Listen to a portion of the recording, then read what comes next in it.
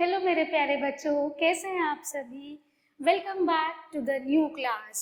Today we are continuing your English grammar book, grammar pathways for class third, and this book is by Riddhi series and published by children's voice publication.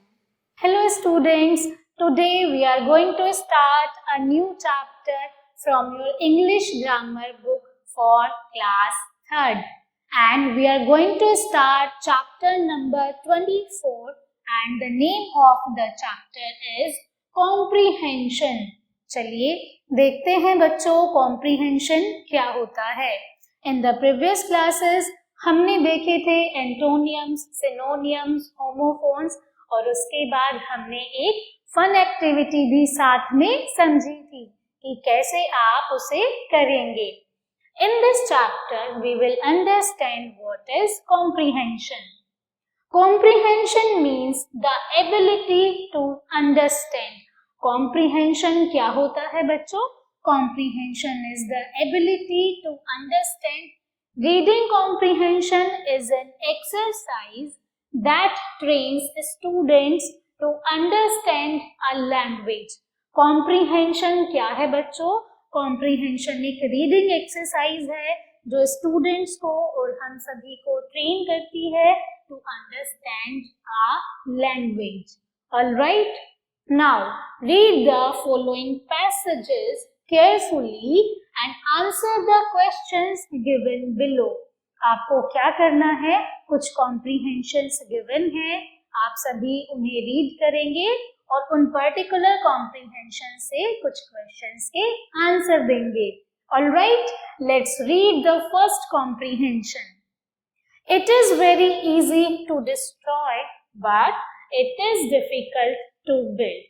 यानी कि कुछ भी destroy करना बहुत आसान होता है, लेकिन उसे बिल्ड करना उतना ही डिफिकल्ट होता है। आई होप ये आप सभी समझते हैं। Now it takes a long time to make a beautiful और ग्रैंड थिंग्स। यानी कि ये बहुत ही ज्यादा लंबा समय लेता है किसी भी ब्यूटीफुल और ग्रैंड थिंग को बनाने के लिए। जब भी आप सभी घर बनाते हैं, ऑफिसेस बनाते हैं, बिल्डिंग्स बनाते हैं सुंदर सुंदर, तो उन सभी को बनाने में बहुत ज्यादा समय लगता है। This was the case with the city of Rome.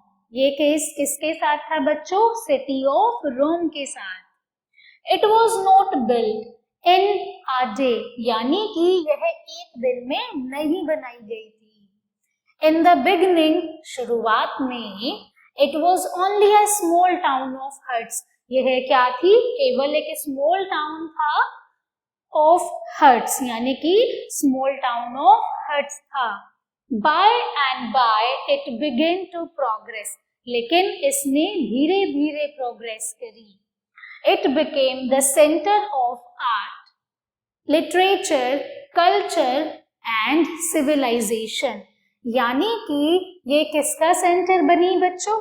Art का, लिटरेचर का, कल्चर का और सिविलाइजेशन का। This is true of every great thing, every great achievement. Alright, यानी कि यह सच है किसी भी ग्रेट थिंग को बनाने के लिए या फिर किसी भी ग्रेट अचीवमेंट के लिए। It is not the result of one day. ये एक दिन का रिजल्ट नहीं है। Every person achieves greatness only after years of patient labour. Alright, यानी कि हर पर्सन जो भी अचीव करता है, जो भी ग्रेट थिंग्स अचीव करता है, वो बहुत सालों का पेशेंस, बहुत सालों का हार्डवर्क होता है। कोई भी ग्रेट थिंग्स, ग्रेट अचीवमेंट्स बच्चों हम एक दिन में अचीव नहीं कर सकते हैं। तो इस कॉम्प्रीहेंशन में हमने क्या सीखा? यानी कि कुछ भी डिस्ट्रॉय करना बहुत इजी होता है, लेकिन उसे बनाना उतना ही मुश्किल होता है। ये एक हम किसकी बात कर रहे हैं? सिटी ऑफ रोम की। इस कॉम्प्रीहेंशन में बात की जा रही है बच्चों एक सिटी ऑफ रोम की, जिसे एक दिन में नहीं बनाया गया है। इसे बनाने में भी सालों लगे हैं ऑलराइट, और ये किसका सेंटर बनी है? आर्ट्स का, लिटरेचर का, कल्चर का एंड सिविलाइजेशन का। इन द सेम वे कोई भी व्यक्ति बहुत बड़ी अचीवमेंट्स को एक दिन में नहीं पा लेता है। ये बहुत ही सालों का पेशेंस, बहुत ही सालों का हार्ड वर्क होता है। Now we will come to the questions. So first question is what are easy and difficult things. आपको क्या बताना है? What are easy and difficult things. हमने क्या पढ़ा था? It is very easy to destroy but very difficult to build. Alright, तो easy और डिफिकल्ट क्या है? डिस्ट्रॉय करना इजी है लेकिन बिल्ड करना उतना ही डिफिकल्ट है। Second question is what was not built in a day. एक दिन में क्या नहीं बनाया गया था? सिटी ऑफ रोम एक दिन में नहीं बनी थी।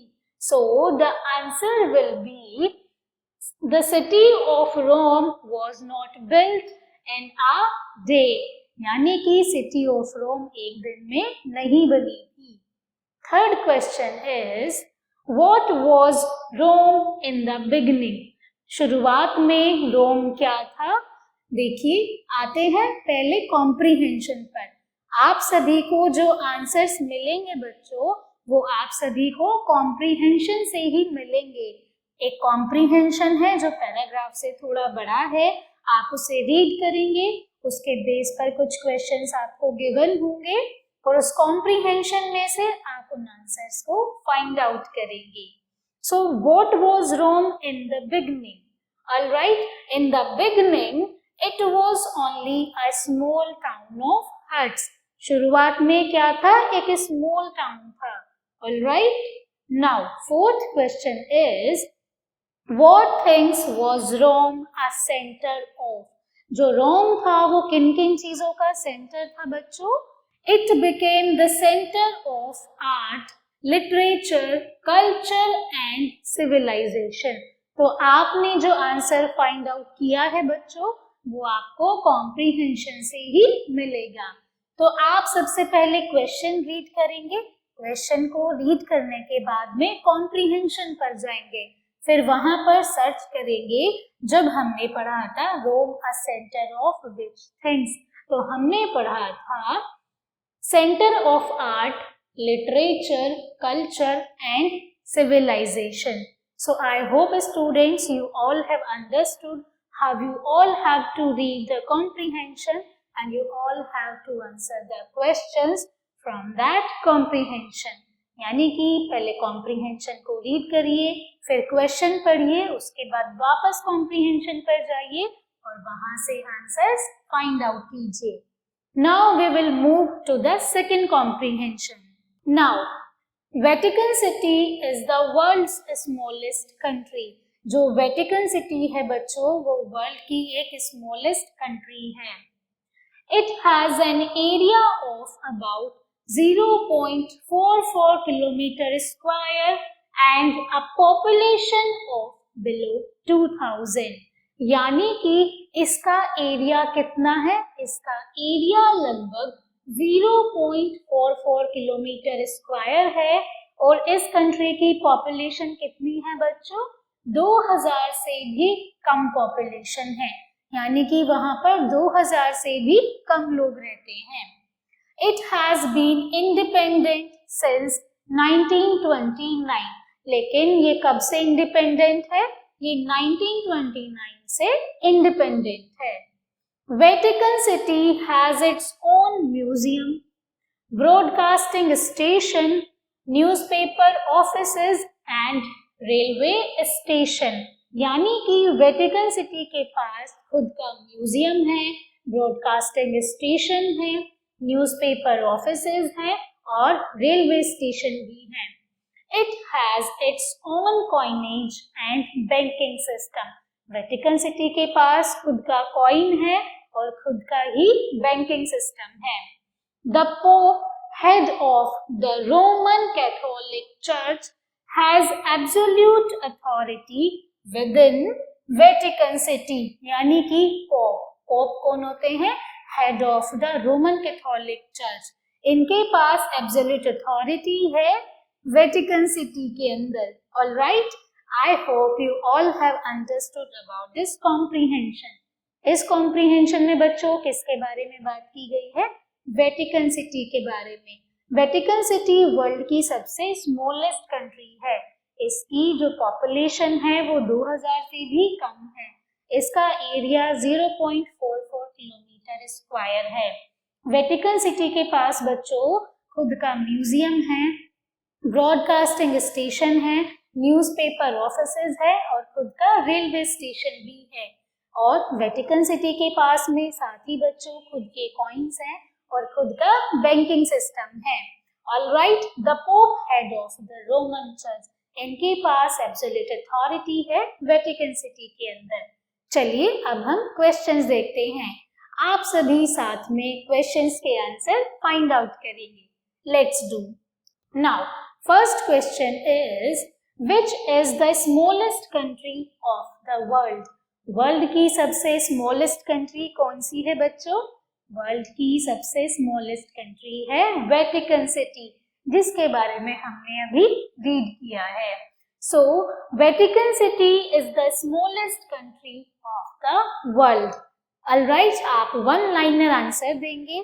ठीक है, आपको लिखना है Vatican City is the smallest country of the world. Second question is, what is the area and population of Vatican City? आपको बताना है वेटिकन सिटी की पॉपुलेशन और उसका कितना एरिया है. Vatican City has 0.44 kilometre square area and it has the population below 2000, यानी कि इसके पास 2000 से भी कम पॉपुलेशन है. Third is, when did Vatican City become independent? Vatican city कब इंडिपेंडेंट थी? कब इंडिपेंडेंट हुई थी बच्चों? हमने पढ़ा था 1929 से ही वेटिकन सिटी इंडिपेंडेंट थी. Alright, now what facilities and systems does Vatican city have? यानी कि वेटिकन सिटी के पास क्या क्या फैसिलिटीज या फिर क्या क्या सिस्टम्स हैं. हमने पढ़ा था वेटिकन सिटी के पास खुद का museum, broadcasting stations, newspaper offices and railway station है. साथ ही में अगर सिस्टम्स की बात करें तो उनके पास खुद का बैंकिंग सिस्टम है. Alright, so how you will give the answer of this question बच्चों? You will write Vatican City has its own museum, railway station, broadcasting station and newspaper offices. It also has its banking system. Understood? Now we will move to the next question. Who has absolute authority within Vatican City? Vatican City में किसके पास absolute authority थी बच्चों? हमने पढ़ा था the Pope, head of the Roman Catholic church. किसके पास थी absolute authority? The pope के पास. द पोप कौन थे? रोमन कैथोलिक चर्च के हेड थे. Alright, so you will answer this question means the pope, head of Roman Catholic church, has authority within Vatican city. I hope you all have understood about this comprehension. And you can also find out the answers from the comprehension very easily. We will move to the third comprehension. Third one is, students should not waste their time. Students को अपना time waste नहीं करना चाहिए. It is their prime duty to utilize their time in studies. ये उनकी prime duty होती है कि वो अपना टाइम अपनी पढ़ाई में यूटिलाइज करें. They can do social services as well when they are free from their studies. यानी कि वे सोशल सर्विसेज भी कर सकते हैं लेकिन जब वो अपनी स्टडीज से फ्री होंगे. Alright, they can spread literacy among illiterate persons and can teach them reading, writing and simple arithmetic. यानी कि जो स्टूडेंट्स हैं वो लिटरेसी को भी स्प्रेड कर सकते हैं, किनके बीच में, इलिटरेट पर्सन्स के बीच में, और वो उन्हें रीडिंग करना, लिखना और साथ ही में सिंपल अरिथमेटिक कैलकुलेशंस भी सिखा सकते हैं।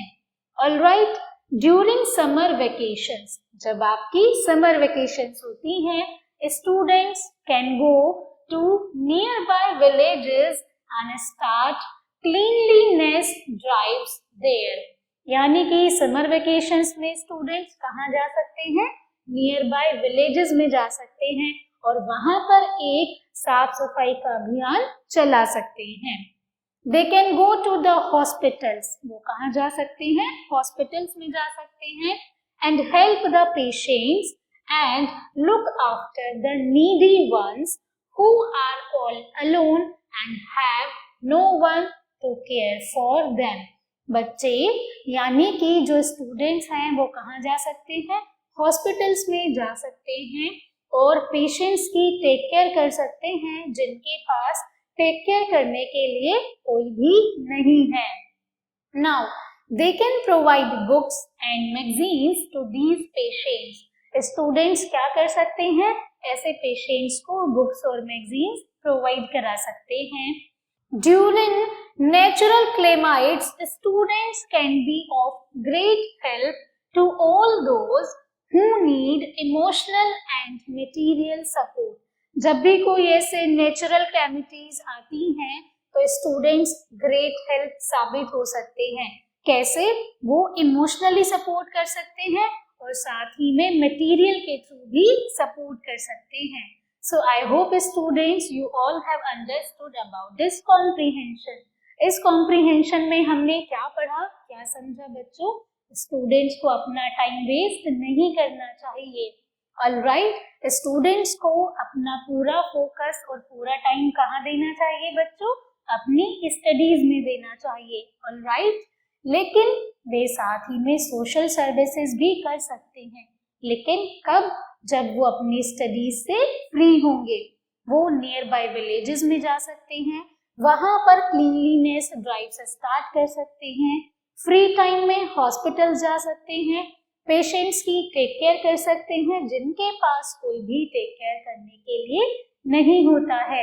आप सभी उनको मैगजीन्स प्रोवाइड करा सकते हैं, आप सभी उनको बुक्स प्रोवाइड करा सकते हैं। ऑलराइट, चलिए now we will come to the questions of this comprehension. The first question is, what is the prime duty of students? Students की प्राइम ड्यूटी क्या होती है बच्चों? Their prime duty to utilize their time in studies.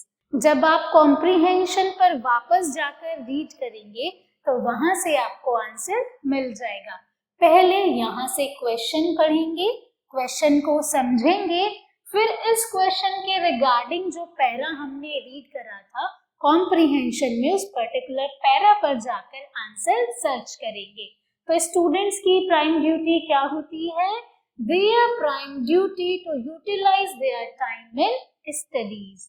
Alright, next question is, when students can do social services.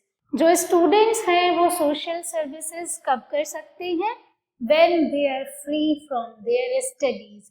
यानी कि अगर आप comprehension पर जाएंगे तो सेकेंड लाइन में you all can see the answer of this question. They can do social services as well when they are free from their studies, जब वो अपनी स्टडीज से फ्री होंगे। The third question is, whom can students teach reading, writing and simple arithmetic? यानी कि students reading, writing और arithmetic किसको सिखा सकते हैं? कॉम्प्रीहेंशन पर आते हैं और आंसर फाइंड करते हैं। Now they can spread literacy among illiterate persons and can teach them reading, writing and simple arithmetic. It means to illiterate persons they can teach reading, writing and simple arithmetic. I hope you all have understood. Next is, when can students go to villages and start cleanliness drive there? यानी कि students villages में कब जा सकते हैं और cleanliness drive start कर सकते हैं? कॉम्प्रीहेंशन पर जाइए और आप सभी सर्च कीजिए ये वाली लाइन कॉम्प्रीहेंशन में कहाँ पर थी और वहां से आप सभी आंसर फाइंड आउट करेंगे. Next is, what can students do to help in hospitals? Hospital में स्टूडेंट्स क्या हेल्प कर सकते हैं? ऑलराइट, तो स्टूडेंट्स हॉस्पिटल्स में जाकर पेशेंट्स की टेक केयर कर सकते हैं. जिन पेशेंट्स के पास टेक केयर करने के लिए कोई नहीं होता है वे उन्हें बुक्स प्रोवाइड कर सकते हैं, साथ ही में मैगजीन्स भी प्रोवाइड कर सकते हैं. नाउ कॉम्प्रीहेंशन पर जाएंगे और यहाँ पर जाकर आंसर फाइंड आउट करेंगे. They can go to hospitals and help the patients and look after the needy ones who all are alone and have no one to take care for them. All right, so what can students do to help in hospitals? They can take care of patients, the needy ones who do not have anybody to take care of them. They can provide magazines and books to them. Alright, तो ये सभी answers को आप अपनी notebook में करेंगे और साथ ही में पहले भूलिएगा मत, आपको कॉम्प्रीहेंशन रीड करना है. The next comprehension is, birds build nests to lay their eggs and bring up their young ones. जो बर्ड्स हैं वो क्या करती हैं बच्चों? एक घोंसला बनाती हैं अपने बच्चों को सेफ रखने के लिए और एग्स को ले करने के लिए. The eggs can be kept warm for hatching in the nest. यानी कि जो एग्स हैं उनको वार्म रखा जा सकता है नेस्ट में for the hatching. Now swallow make their nets out of mud and clay. जो swallow birds होती हैं बच्चों वो क्या करती हैं? वो मिट्टी और क्ले से अपना घोंसला बनाती है. So they have to construct them in a sheltered place away from the rain. यानी कि इसीलिए वो अपना घोंसला कैसी जगह पर बनाती है? शेल्टर्ड प्लेस पर बनाती है ताकि बारिश से अपने घोंसले को बचा सकें. The tailor bird sews leaves together to make its nest. अब हमारे पास जो टेलर बर्ड्स होती हैं वो क्या करती हैं? अपना घोंसला बनाने के लिए पत्तों को आपस में सिलती हैं. Now, flightless birds like the ostrich dig small holes in around to hatch and protect their young ones. अब हमारे पास जो फ्लाइटलेस बर्ड्स होती हैं जैसे कि ऑस्ट्रिच, वो क्या करती हैं? वो जमीन में छोटे छोटे होल्स करती हैं अपने एग्स को ले करने के लिए और यंग वंस को प्रोटेक्ट करने के लिए. And the Kingfisher cuts a long tunnel into the river bank. साथ ही जो किंगफिशर बर्ड्स होती हैं वो क्या करती हैं? नदी के किनारे एक लंबी सुरंग खोदती हैं. Parrots, doves and some owls do not build a nest at all. यानी कि पैरट, फाख्ता और उल्लू जैसे पक्षी क्या करते हैं? वो अपना घोंसला नहीं बनाते हैं. Now, cuckoo lays its egg in another bird's nest. अब जो कोयल होती है वो अपना घोंसला नहीं बनाती है, लेकिन वो अपने एग्स को कहाँ पर ले करती है बच्चों?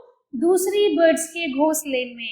ऑलराइट, तो इस कॉम्प्रीहेंशन में हमने क्या पढ़ा? बर्ड्स के बारे में पढ़ा कि बर्ड्स कौन कौन सी बर्ड्स कौन कौन से घोंसले बनाती हैं और कौन सी ऐसी बर्ड्स हैं जो अपने नेस्ट नहीं बनाती हैं और कौन सी ऐसी बर्ड है जो अपने एग्स को, अपने यंग वंस को दूसरी बर्ड के नेस्ट में रखती है. वो कौन है बच्चों?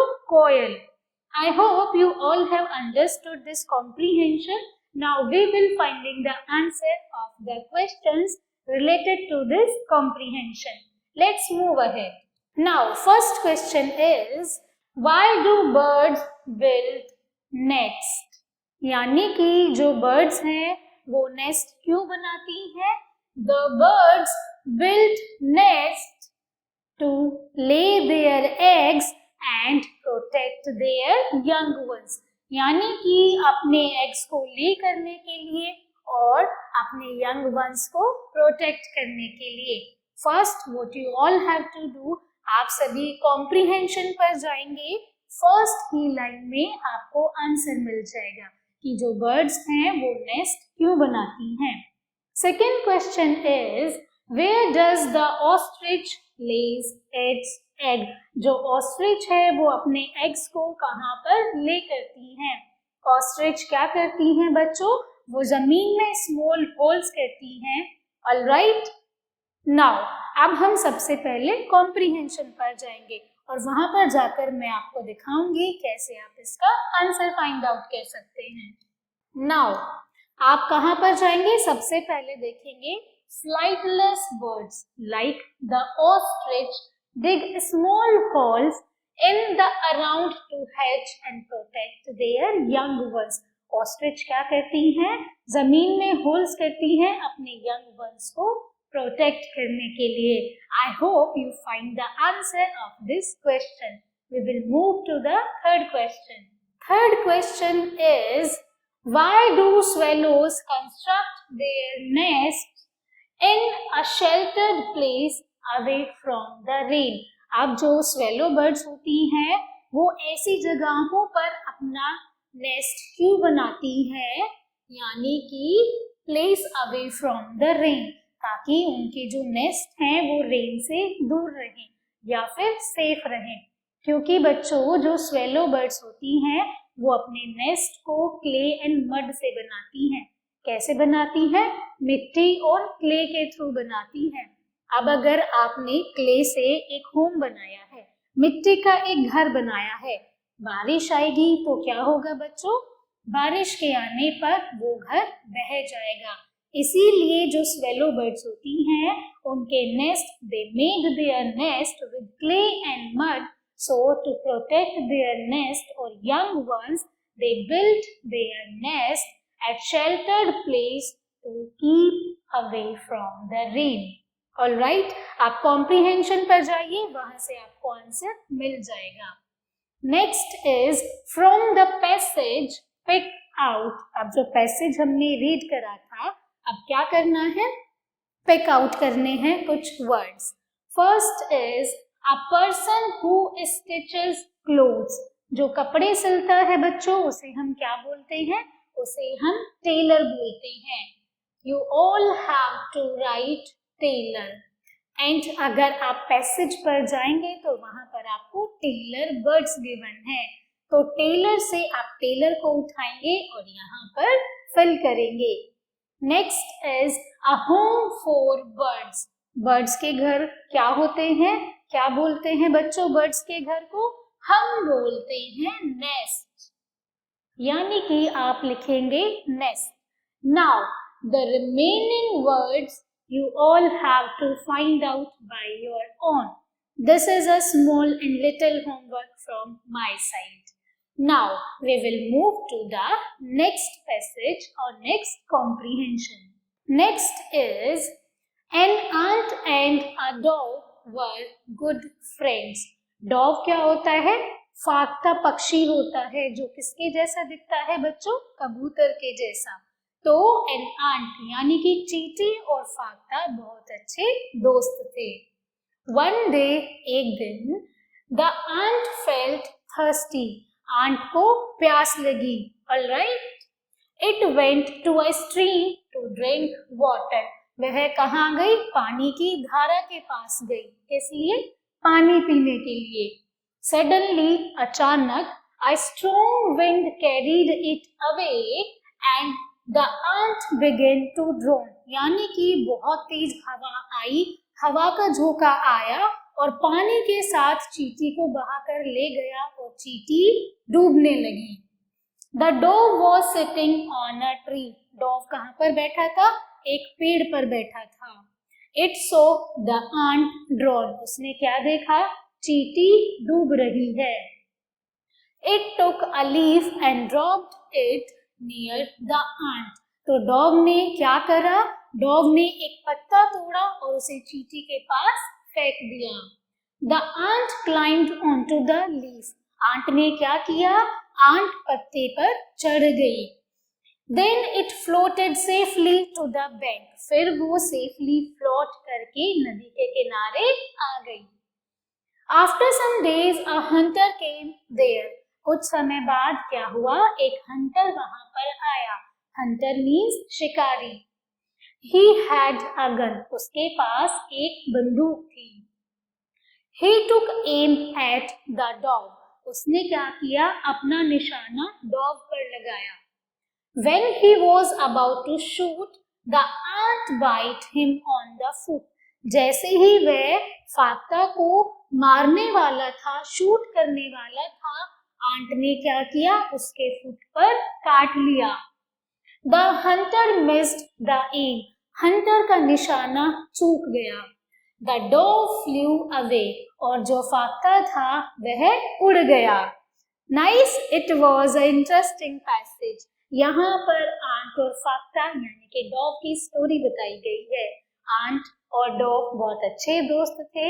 एक दिन चींटी को प्यास लगती है. चींटी पानी पीने जाती है, लेकिन क्या होता है? हवा का एक तेज झोंका आता है और चींटी को बहा कर ले जाता है. चींटी डूबने लगती है. अब फाख्ता एक पेड़ पर बैठा हुआ होता है. तो बच्चों, फाख्ता क्या करता है? एक पत्ता तोड़ता है और उसे चींटी के पास फेंक देता है. चींटी उस पर बैठ जाती है, उस पर चढ़ जाती है और इजीली फ्लोट करके वो नदी के किनारे आ जाती है. फिर कुछ दिन बाद क्या होता है बच्चों? कुछ दिन बाद एक हंटर आता है जो डॉग को शूट करना चाहता है. जैसे ही वह अपना निशाना डॉग पर लगाता है, चींटी उसके फुट पर काट लेती है और उसका निशाना चूक जाता है और डॉग बच जाता है और उड़ जाता है. It was a very interesting passage, I know. अब हम क्या करेंगे? अब हम क्वेश्चंस पर आएंगे. Who were good friends? कौन good friends थे? An aunt and the dog were good friends. आप क्या आंसर लिखेंगे? An aunt and dog were good friends. Alright, next is how did the dog save the ant? Dog ने aunt को कैसे बचाया? Passage पर आते हैं. Now, तो यहाँ पर क्या करेंगे? पहले रीड करेंगे. It took a leaf and dropped it near the ant. उसने एक पत्ता तोड़ा और चींटी के पास फेंक दिया. So उसने कैसे बचाया? He took a leaf and dropped it near to the ant. And ant climbed onto the leaf and it safely floated to the bank of the river. तो यहाँ से आप आंसर फाइंड आउट करेंगे और अपनी नोटबुक्स में लिखेंगे. Next is why did the hunter miss his aim? Hunter का निशाना कैसे चूक गया? Now, when he was about to shoot, the ant bit him on the foot. Then hunter missed the aim. क्या हुआ? हंटर का निशाना चूक गया. तो आंट ने क्या किया? उसके फुट, उसके पैर पर काट लिया और जैसे ही आंट ने बाइट किया तो जो शिकारी था उसका निशाना चूक गया. Alright, now from the passage pick out. अब आपको इस पैसेज में से कुछ वर्ड्स पिक आउट करने हैं. Alright, but this is a homework for you all. आप सभी पैसेज को रीड करेंगे और उसके बाद वर्ड्स को पिक आउट करेंगे. We will move to the next passage. Next is I love little Pussy. Her coat is so warm and if I don't hurt her, she will do no harm. यानी कि I love a little cat. मुझे little cat बहुत पसंद है, मैं उनसे प्यार करता हूँ. Her coat is so warm. उसका जो कोट है, जो फर है, वो बहुत ही वार्म है। And if I don't hurt her, अगर मैं उसे हर्ट नहीं करता हूँ, she will do no harm, वह मुझे कोई नुकसान नहीं पहुंचाएगी। I will not pull her tail, मैं उसकी टेल को पुल नहीं करूंगा, और ड्राइव हर अवे, और उसे गुस्सा नहीं दिलाऊंगा। बट पुसी एंड आई, लेकिन little cat and me very gently will play, बहुत ही जेंटली प्ले करेंगे। She will sit by my side, वह मेरे पास बैठेगी। And I will give her food, और मैं उसे खाना दूंगा। I am gentle and good, मैं बहुत ही हम्बल और अच्छा हूँ। चलिए अब हम क्या करेंगे, क्वेश्चंस पर आते हैं। Who is I in the poem? Poem में जो I है, जो बोल रहा है कि मुझे कैट बहुत प्यारी है, तो I कौन है? You all can say poet or the speaker, जो बात कर रहा है। तो आप क्या लिखेंगे? I in the poem is poet or speaker.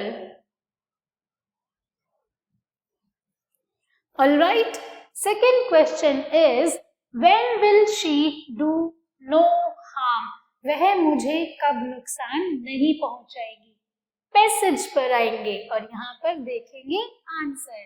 Now, and if I don't hurt her, अगर मैं उसे हर्ट नहीं करूंगा, अगर मैं उसे कोई नुकसान नहीं पहुंचाऊंगा, तो वह भी मुझे कोई नुकसान नहीं पहुंचाएगी।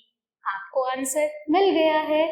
Now, why does the poet like the pussy?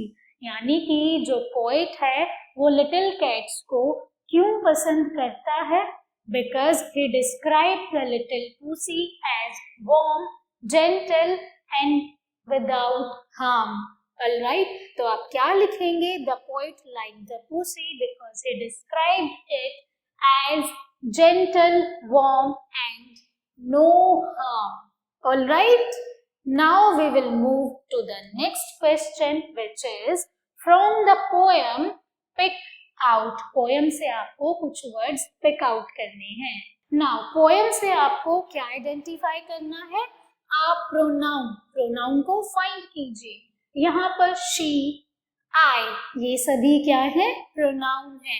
तो आप क्या लिख सकते हैं? I और she. Alright, next.